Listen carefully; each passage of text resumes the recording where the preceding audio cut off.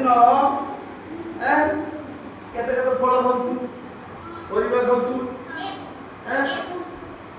ତେଣୁ ଆମେ ଆଜି ସେ ଫଳ ଆଉ ପରିବା ମାନଙ୍କୁ ଚିହ୍ନିବା। ଏଇଠି କେତେ ବଡ଼ ଫଳ ପରିବା ଅଛି, ଚିତ୍ର ଅଛି। ମୁଁ ଯାହାକୁ ପଚାରିବି ସିଏ ମତେ କହିବ। ମୁଁ ଯାହାକୁ ପଚାରିବି ସେ ହିଁ କହିବ କୋଉ ଗଛ। ଯିଏ ନ କହିପାରିଲା ତା ବଦଳରେ ଆଉ ଜଣେ କହିବ। ଆଚ୍ଛା, ଏଇଟା କଣ? ଟମାଟୋ। ତମେ ତମ ଜାଗାରେ ବସ। ତମକୁ ପଚାରିବା, ତମେ ବସ। ଏଇଟା ଟମାଟୋ। ଟମାଟୋ ତମେ ଖାଇଛ? କେମିତି ଲାଗେ? ଭଲ ଲାଗେ। ଏଇଟା କଣ? କୋବି। ଫୁଲକୋବି ଖାଇଛ?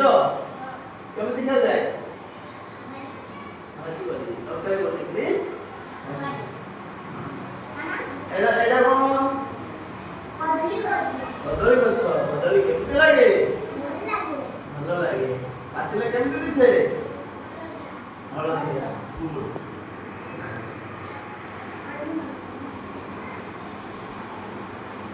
ଏଇଟା କଣ? ଆମ୍ବ। ଆମ୍ବ ମିଠା ଲାଗେ କି ପିଠା ଲାଗେ? ମିଠା ଲାଗେ। ଏଇଟା କଣ?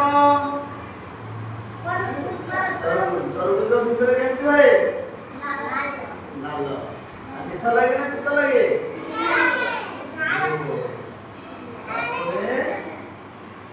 ଏଇଟା କଣ? ଅଙ୍ଗୁର ଖାଇଛ? ଅଙ୍ଗୁର ଖାଇ ଜାଣିଲେ କଣ? ମିଠା।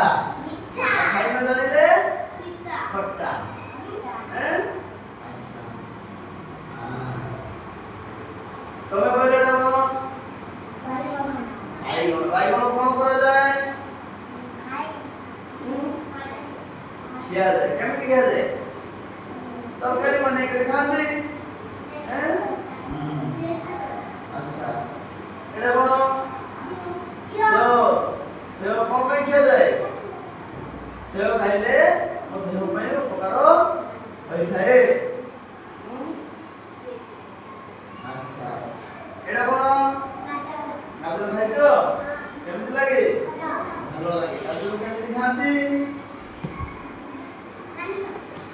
ରାନ୍ଧି କରି ଖାଆନ୍ତି। ଏଇଟା କଣ? କାକୁଡି। କାକୁଡି ଖାଇଛ?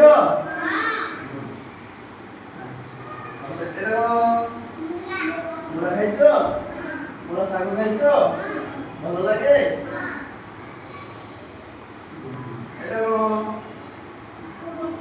କୋବି। ବନ୍ଧାକୋବି। କଣ କରାଯାଏ? ତରକାରୀ କରି ଖିଆଯାଏ। ତାପରେ ଏଇଟା କଣ? ମିର୍ଚା। ମିର୍ଚା କେମିତି ଲାଗଛି? ତାହେଲେ ଆମେ ଆଜି ବିଭିନ୍ନ ପ୍ରକାରର ଫଳ ଆଉ ପରିବା ବିଷୟରେ ଶିଖିଲୁ। ସମସ୍ତେ ଜାଣିପାରିଲ ତ? ସମସ୍ତେ ସବୁ ପରିବା ଚିହ୍ନୁଛ? ସବୁ ପରିବା ତରକାରୀ ଖାଉଛ? ଘରେ ଖାଉଛ ତ? ଠିକ ଅଛି।